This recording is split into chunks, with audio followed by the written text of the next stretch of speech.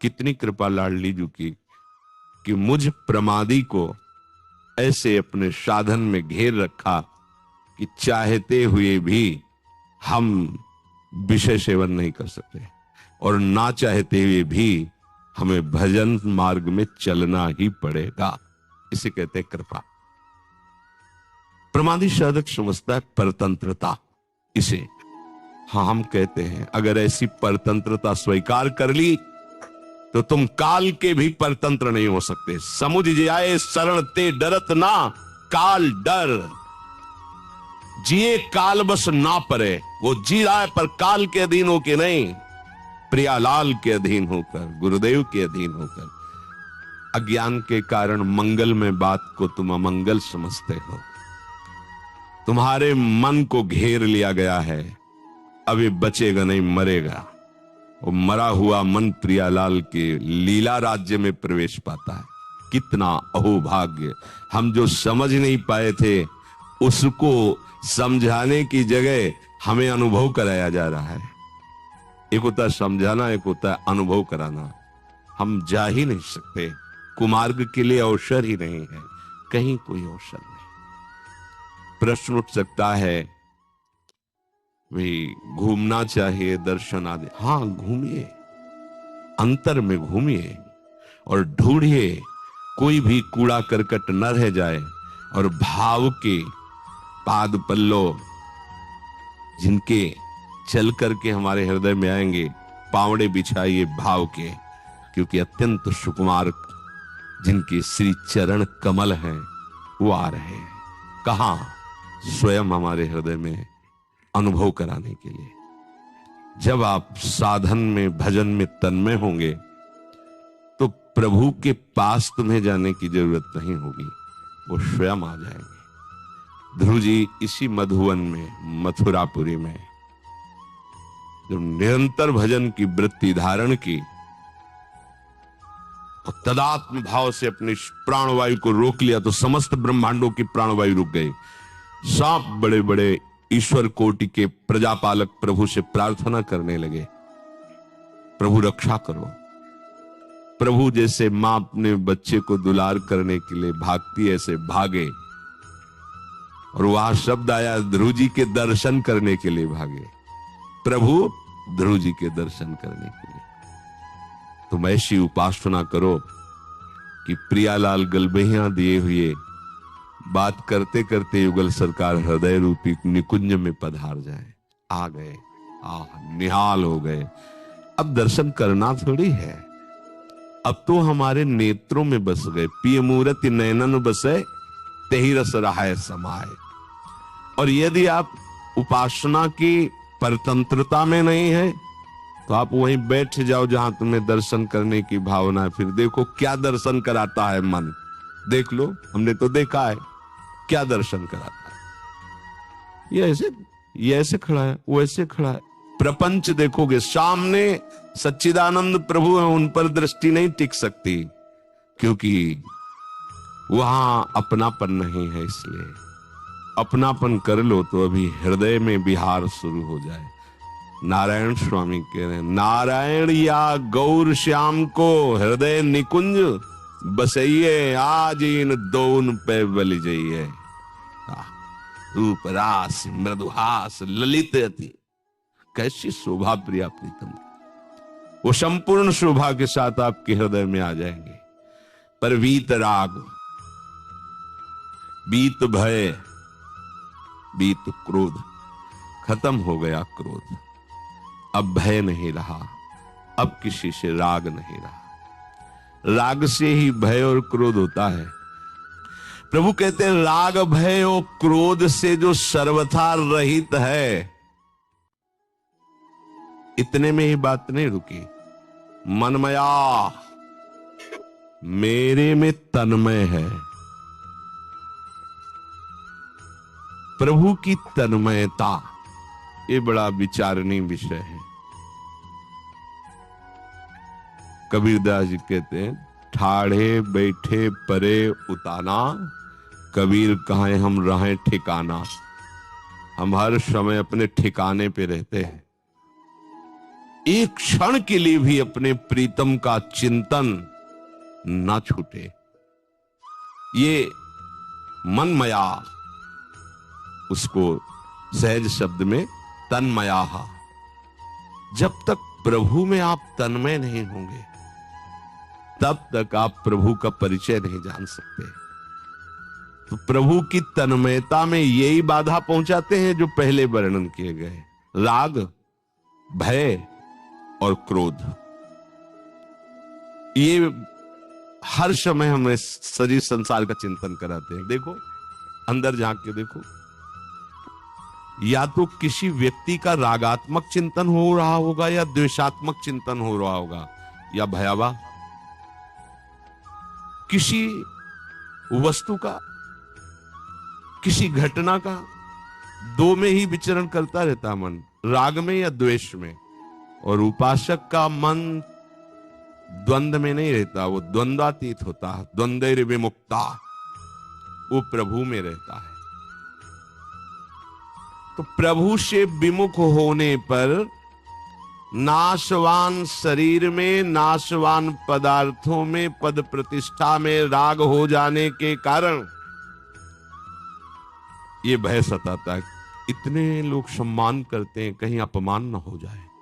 देखो, भय घुस गया अंदर, ऐसा कहीं ऐसा ना हो जाए, कहीं ऐसा ना हो जाए। बस वो जहां जिसने राग कर लिया, बस वही, इस व्यक्ति से हमें बड़ा सुख मिलता है लौकिक, कहीं ये हमसे दूर हो गया तो, ये वस्तु में बड़ी प्रिय लगती, कहीं ये ना मिले तो, नाना प्रकार की चिंतन वृत्ति में फंसा रहता है। अंतर से देखो, अंतर से धन में राग है, अगर धन ना रहा तो आगे कैसे खर्चा चलेगा, कुछ तो उपाय करना चाहिए। ये भगवत विमुक्ता बढ़ती चली जाती है। राग से वस्तु में कैसे हम पहचान करें कि हमारा राग हो गया? उस वस्तु की, उस व्यक्ति की, उस पद प्रतिष्ठा की बार बार हमें स्मृति आवे, या द्वेष, उस वस्तु, व्यक्ति, स्थान की प्रतिकूलता जनित जलन सहित चिंतन हो, जान लेना ये द्वेष का चिंतन है। राग और द्वेष वही होता है जहां आपने ममता स्थापित कर रखी है। जहां ममता स्थापित कर रखी है तो अनुकूलता में कामना बनेगी उसकी समीपता की, और प्रतिकूलता में कामना बनेगी उसकी दूरी की, पर कामना दोनों में बनेगी। और अगर हमारी अनुकूलता बढ़ती चली गई तो लोभ बढ़ता चला जाएगा, प्रतिकूलता बढ़ती चली गई तो क्रोध बढ़ता चला जाएगा, दोनों में पतन हो जाता है। मेरा अनिष्ट ना हो जाए, ये भय सदैव बना रहता है। प्रभु कह रहे हैं, राग, भय, क्रोध का त्यागी और मेरे में तन्मय। देखो, तन्मयता का क्या स्वरूप है? अपने प्राण प्यारे की चितवन, उनकी चाल, उनकी मुस्कान, उनकी रस भरी बोलन, उनका नाम, उनकी चेष्टाएं, इसी में डूबना। गोपीजन इसी में डूबी रहती थी। गति, स्मित, प्रेक्षण, भाषणादेश। क्या हुआ इस डूबने का फल? वो कृष्णमय हो गई। असावहम तित्य बलास तदात्मिका, तदात्मिका तन्मया। वो भूल गई कि मैं अमुक नामधारी हूं। कृष्णोहम, मैं श्री कृष्ण हूं। ये देखो, कृष्णमय होकर कृष्ण की अद्भुत रूप माधुरी, लीला माधुरी का पान करती है। प्राण भय कान में, कान भय प्राण में, ही में न जान परे कान है कि प्राण है। वो प्रभु की लीलाओं का गायन, लीलाओं का श्रवण, लीलाओं का चिंतन, नाम का कीर्तन, नाम का चिंतन करती हुई ऐसी तदात्मिका हुई कि वो यही कहने लगे कि मैं श्री कृष्ण हूं। इसी के प्रवाह में वो लीला में डूबती, चिदानंदमय लीला इसी के बाद प्रकट होती। किशोरी महात्मानम किम हिस्सु कुमारी नुकले। प्रभु इसी में डुबोने के लिए तो अवतार लेते हैं। अगर वो अवतार न लेते तो हम क्या लीला गाते, क्या लीला श्रवण करते, फिर हमारे महामोह का नाश कैसे होता। ये लीला गायन, लीला श्रवण ही हमारे महामोह का नाश करता है। प्रभु के अवतार का एक ही प्रयोजन है, अपने भक्तों को सुख देना। जैसे छोटे बालक कंकड़ पत्थर कांच की गोलियों में इतनी ममता रखता है कि एक कोई ले ले तो उसके लिए मारपीट शुरू कर देता है, वही थोड़ा जब बड़ा होता है तो उसकी नजर में बिल्कुल ऐसे व्यर्थ दिखाई देता है और वो अपनी व्यर्थ की पीछे की चेष्टाओं में हंसता है। ऐसे उपासक को जब प्रभु की लीला गायन श्रवण में रुचि होने लगती है और प्रभु अपने लगने लगते हैं, तो अपनी ही जीवन भर की चेष्टाएं जब कभी स्फुरित होती तो हंसी आती है। क्या दुर्दशा थी हमारी। जैसे वो एक छोटी सी कंकड़ या गोली के लिए एक दूसरे को मारता पीटता है बालक, ऐसे ही हमारी अज्ञान की कैसी धरा थी कि हम छोटी छोटी बातों में कहां फिसलते थे, कहां गिरते थे। हरि की लीला गायन, लीला श्रवण, लीला चिंतन से वो हरि स्वरूप हो जाता है, प्रभुमय हो जाता है, मनमया। जैसे प्रभु का प्रकट होना दिव्य है, प्रभु का श्रीअंग दिव्य है, ऐसे ही भक्त का जन्म लेना दिव्य हो जाता है और उसकी सारी चेष्टाएं दिव्य हो जाती, गुणातीत हो जाती है। जो प्रभु की लीला गायन, लीला श्रवण, लीला चिंतन, नाम कीर्तन, नाम जप आदि निरंतर इसी में तन्मय रहता है, ये आपको समय मिला है, बढ़िया सौभाग्य मिला है। बहुत देर तक प्रभु में मन को लगाए रखना है, बहुत अच्छे पहुंचे हुए उपासकों में क्षमता आती है, नहीं तो नहीं होती। लेकिन कथा कीर्तन लीला गायन में आपकी रुचि हो या न रुचि हो, बैठे हो तो श्रवणेंद्री में पड़ रहा है। ये हमने देखा कि काले सर्प ने डसा तो पूर्व के बड़े मंत्रज्ञ जन होते थे, 7 लोग लगभग आए हुए थे और जिस समय से सर्प का जहर चढ़ना प्रारंभ हुआ था, श्यामता छाने लगी थी शरीर में। हम बालक ही थे उस समय, तो नीम के लछुए से लेके और वो मंत्र बोलते थे। अपने लोग की कोई नहीं समझ पा रहे थे क्या बोल रहे हो, ऐसे बड़बड़ाता जैसे, ऐसे शब्दों की कोई शब्दों का ज्ञान नहीं होता था कि बोल क्या रहे हैं। पर जो भी मंत्र पूरा होता तो उसमें से लहरें आती। 4 घंटे के अंतर्गत शरीर की श्यामता खत्म हो गई, जहर खत्म हो गया। तो जिसको सर्प काटा था वो कुछ जान तो रहा नहीं ना कि क्या बोल रहा है, लेकिन प्रभाव तो पड़ रहा है ना, उसका विष उतर रहा है और उतरा। ये किसी के प्रमाण की जरूरत नहीं, खुद हमने देखा है कि और कोई मंत्र काम नहीं करता, ऐसी बात नहीं। पर मंत्र का ज्ञान ही नहीं है तो नाटक से थोड़ी विष उतर जाएगा। मंत्रवेत्ताओं को देखा है, 4 घंटे में फणधारी सर्प के द्वारा काटे हुए शरीर पे विष की श्यामता छा गई थी, सूझन आ गई थी, 4 घंटे में स्वस्थ कर दिया। ये हमने खुद देखा है। तो उस समय की बात, वो मंत्र क्या बोल रहे हैं, वो जिसको सांप ने काटा उसे तो शुद्ध ही नहीं है और वहां कोई भी नहीं जान पा रहा था कि क्या बोल रहे हैं, लेकिन विष उतर गया ना। ऐसे चतुरासी जी का गायन हो रहा है, श्रीमद राधा सुधा निधि का गायन हो रहा है, 42 लीला का गायन हो रहा है। आपको नहीं समझ में आ रहा, कोई बात नहीं, पर आपका विष उतर रहा है। जो संसार विष है, जो भोगाकर्षण है, जो अविद्या के द्वारा किए हुए पाप कर्म है, वो सब नष्ट हो रहे हैं। धीरे धीरे आप जब स्वस्थ हो जाएंगे तो समझ में आने लगेगा क्या गाया जा रहा है। फिर जब आप समझने लगेंगे तो आप जी नहीं सकते इसके बिना। ये मन मयाहा,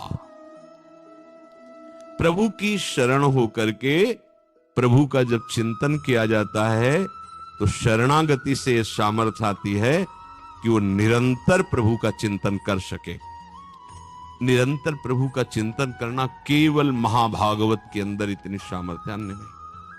ये बड़ी कठिन बात, विश्व में अगर कोई भी कठिन कार्य है तो भजन करना है।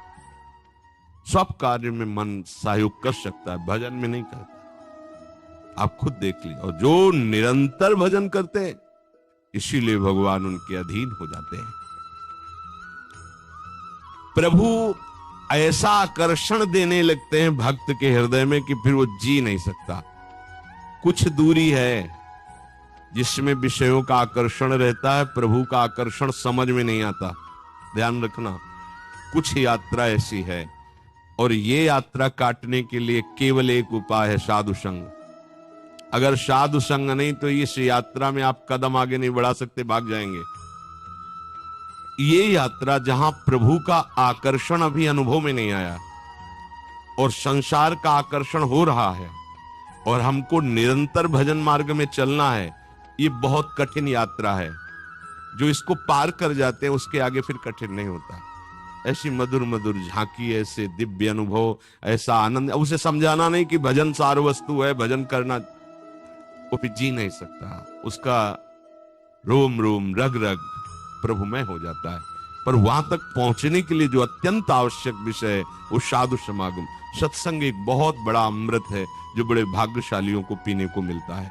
यही सत्संग हमें नवीन उत्साह पैदा करता है। भगवदानंद का अनुभव नहीं हो रहा, विषय आकर्षण बहुत जोर का है, आग लगी हुई है। उसको ऐसा लगता है, कहते हैं नाम में रस है, रूप में रस है, लीला में रस है, धाम पूरी चतुरासी जी कई बार गा रहा हूं, सब कुछ कर रहा हूं, लेकिन हृदय वही विषय आकर्षण से कोई आनंद नहीं। तो ये अनुभव की बात कह रहा हूं।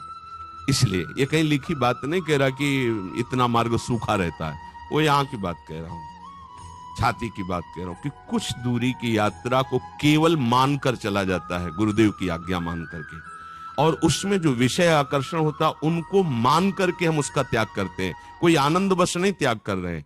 और वो मार्ग केवल उनकी अंगुली पकड़ के ही हम चल सकते हैं, अन्यथा नहीं चल सकते। वो केवल मनोराज्य होता रहता है। और जहां उस सीमा को पार किए, वो सीमा क्या है? अपनापन देह भोगों में, संबंधियों में। जहां ये अपनापन प्रभु की तरफ लगा तो प्रभु उसके हृदय में आकर्षण पैदा करने लगते हैं। दिव्य अनुभूतियां प्रारंभ हो जाती है जिन पर तुम विश्वास ही नहीं कर सकते। सबसे पहले किसी से संबंध नहीं होना चाहिए। ऐसे तो बहुत से अनुभव होते थे, पर वो जो एक अनुभव हमें शेनपुर में हुआ, बहुत दिव्य अनुभव। ठीक दोपहर का समय, वहां दिन में कोई नहीं जाता था, रात्रि की तो बात जान, दिन में कोई नहीं। कभी ऐसे पूर्णिमा आदि को 2-4 लोग ऐसे, एकदम जंगल, 24 घंटे में 2 रोटी और इतनी अरहर की दाल के सिवा कभी कुछ नहीं था, ही नहीं कुछ कि वहां फल फूल लोग आ रहे जा, कुछ नहीं, एकदम ऋषि भूमि। अब भी है, तपोभूमि है वो। बस वो 2 बजे दिन में वो, तो दोपहर में ऐसे कोई नींद का तो शायद सवाल ही नहीं कि नींद में थे, ऐसे नहीं। एक ऐसे बारंडा टाइप पुराना था, बहुत सी लता, गंगा जी ऐसे सामने लेटे हुए थे, मंत्राकार मूर्ति। ऐसी दिव्य सुगंध आई जो आज तक हमने कहीं वो सुगंध बाहे में नहीं देखी। ऐसा लगा कहां से, मतलब सौरभ का जैसे कोई प्रवाह आ रहा हो, और जैसे जैसे सुगंध वो घ्राणेंद्रिय से अंदर आ जाती, जैसे नशा चढ़ रहा हो। थोड़ी देर में जड़ता शरीर में आ गई, हिल नहीं सकते, एकदम जड़ शरीर, आंख खुली हुई है, पूरी चेतना है, ऐसे भी नहीं कर सकते, बिल्कुल सीधे लेटे। और ऐसे लेटे लेटे गंगा जी के दर्शन हो रहे, एकदम आधा शरीर ऊपर का, ऐसे जैसे किसी ने उठा के बैठा, और देखा गंगा की धारा से एक श्वेत वस्त्र था। दिन है, खुली आंख है, कोई स्वप्न नहीं, कोई तंद्रा नहीं, श्वेत वस्त्र धारण के, श्वेत जटाएं ऐसे, और वो ऐसे चले आ रहे हैं। इसमें आए और गोद में से सर रखा, ऐसे ऐसे कर रहे मस्तक को, इतनी हम इन्हीं के अंग से शोरावा, और कुछ बोले। वो जीवन का पहला दिव्य प्रगट में ऐसे, तो स्वप्न में ऐसे, प्रगट में ऐसे ऐसे कुछ कहा, कुछ बोले, इसके बाद सीधे ऐसे, और गंगा ऐसा पार आना, वो बताया। हमारे हेल्पलाइन नंबर